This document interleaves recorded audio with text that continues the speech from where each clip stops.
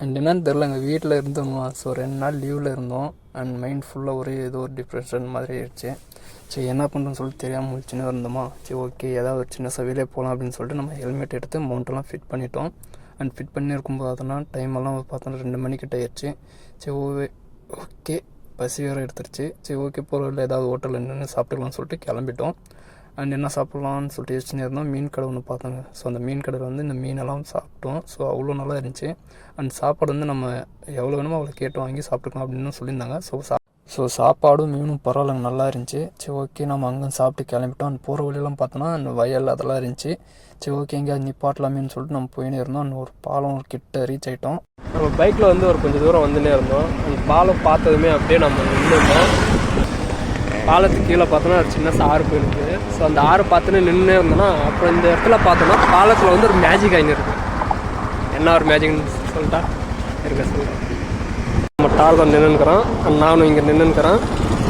And இந்த இடத்துல பாலத்துக்கு கீழே பார்த்தோன்னா சின்னதாக ஒரு ஆறு இருக்கா. சரி இதை பார்த்து நின்றுனே இருந்தோமா. அதுக்கப்புறம் இந்த வண்டியெல்லாம் போயின்னு இருக்கு. இந்த வண்டி போயினே இருக்கா. அண்ட் இந்த பாலம் பார்த்தோன்னா அப்படியே சும்மா தகன்னு ஆடுதுங்க. இருங்க வண்டி பாருங்க. இருங்க, நான் வண்டி வச்சு நான் உங்களுக்கு சொல்கிறேன் சரிங்களா.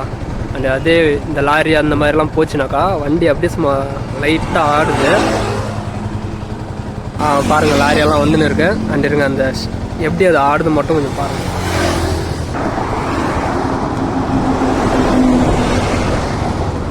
தெரியுதுன்னு நினைக்கிறேன். வண்டி பாருங்க எப்படி ஆடுது பாருங்க. வண்டியே ஆடுது.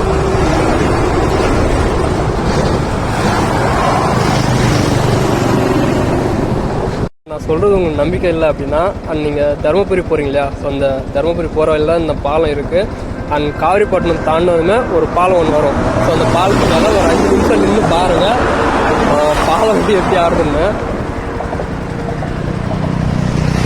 அண்ட் கல்வெட் பாருங்கள் எப்படி ஆடுதுன்னு.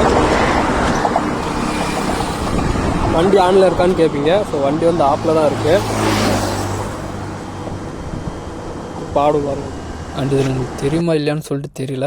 பட் இருந்தாலும் நீங்கள் இந்த வழியாக போனீங்கன்னா ஒரு 5 நிமிஷம் நின்று பாருங்கள். அண்ட் எங்கேயும் இல்லைங்க, நம்ம காவிரிப்பட்டினம் தாண்டினமே ஒரு பாலம் வரும். ஸோ அந்த பாலம் தான்.